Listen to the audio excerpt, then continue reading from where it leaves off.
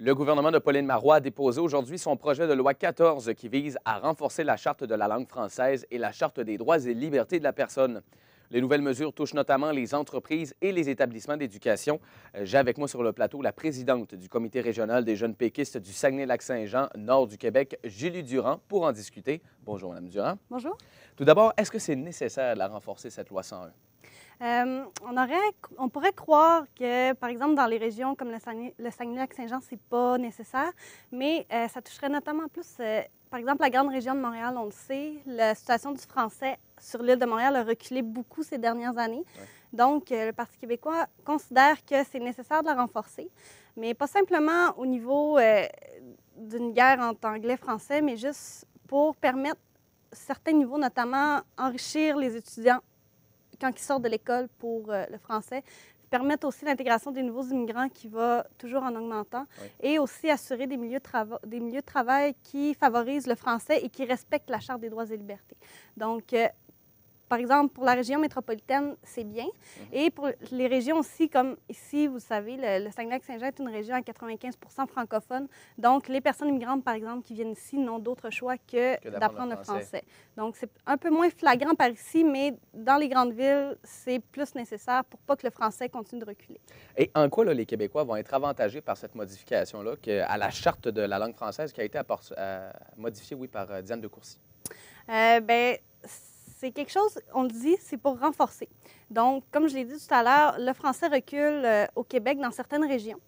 Les Québécois vont être avantagés parce que, justement, actuellement, il y a beaucoup de postes dans les grandes entreprises qui nécessitent qu'on soit bilingue ou qu'on apprenne une autre langue. Et ça peut enlever des possibilités à certaines personnes qui sont très qualifiées pour les postes, mais qui n'ont pas nécessairement soit l'intérêt ou le temps ou les capacités d'apprendre une autre langue. Ça peut être ça. Sinon, au niveau des étudiants, il y a des sondages de commissions scolaires, d'universités, de cégep aussi qui sont très inquiétants, notamment que plus ça va, moins les étudiants passent leurs épreuves uniformes de français et plus reprennent leurs cours de français qu'ils ont. Donc, c'est vraiment de renforcer la langue au niveau des institutions scolaires, du préscolaire jusqu'à l'université, mais sans enlever l'offre de cours d'anglais parce que c'est très important.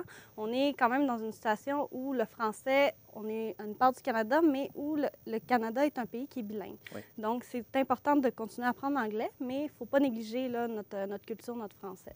Le gouvernement du Parti québécois est un gouvernement minoritaire. Comment on va s'y prendre pour que l'opposition accepte le tout? Bien, c'est sûr que si on regarde les partis d'opposition qui sont là actuellement, ça ne sera pas facile. On ne se le cachera pas. On a affaire notamment à des partis comme la CAQ qui n'a pas vraiment d'identité profonde et les libéraux qui sortent d'un règne de 9 ans, qui ne sont pas habitués de se faire dire non. Et nous qui essayons tant bien que mal de proposer des choses, des avenues plus progressives. On l'a vu là, avec le budget, ça a été pas facile, mais on l'a eu. C'est sûr qu'il va falloir faire des concessions. Faut être réaliste aussi, c'est pas toutes les mesures qui vont être appliquées. Sauf que ce qu'on fait, c'est qu'on demande vraiment une volonté de réaliser les engagements qu'on a eus pendant la campagne électorale, mais tout en faisant des concessions avec les autres partis. D'après vous, quelles concessions qui pourraient être faites des deux côtés? Ça va dépendre aussi au niveau des partis parce que je sais, là, actuellement, le projet est en train d'être étudié. Tout dépendant des lignes des autres partis, certaines choses vont être adoptées, d'autres non. C'est sûr qu'au niveau des entreprises, par exemple, de 26 à 49 personnes, on veut resserrer les taux pour que les entreprises aient un souci d'offrir toutes les dispositions nécessaires en français à leurs employés, alors que peut-être le Parti libéral va avoir tendance à dire que, justement, ça peut faire reculer de possibles nouveaux investisseurs si on se concentre trop sur le français. Au niveau de la CAQ, on ne sait pas trop parce que leurs positions ne sont pas très claires à bien des niveaux. Donc, on va voir qu'est-ce qui va ressortir. Mais je pense qu'on va être capable de faire beaucoup de concessions là, pour avantager tout le monde. Sinon, mais on recommencera. Puis on espère que dans une éventuelle élection, on sera majoritaire pour bien faire appuyer nos engagements. Et au niveau de la double nomination d'André Boisclair, qui a été nommé en tant que délégué général du Québec à New York et sous-ministre adjoint de Mme Pauline Marois, ça a causé quand même beaucoup de controverses là, depuis les 2 derniers jours. Qu'est-ce que vous en pensez? Bien, écoutez, c'est sûr que ça peut faire une controverse. Les partis d'opposition blâment beaucoup le PQ de reprendre des vieux patterns, si je peux m'exprimer en anglais. Sincèrement, ce que je trouve, M. Boisclair, il a été très malmené au niveau de l'histoire du Parti québécois et au niveau de la politique québécoise. pour connaître un peu Mme Marois, je sais qu'elle ne prend pas des décisions à la légère comme ça. Sa double nomination, écoutez, M. Boisclair, c'est quelqu'un qui est très compétent. Et ça, souvent, les partis d'opposition ont tendance à l'oublier. Il a fait beaucoup de choses.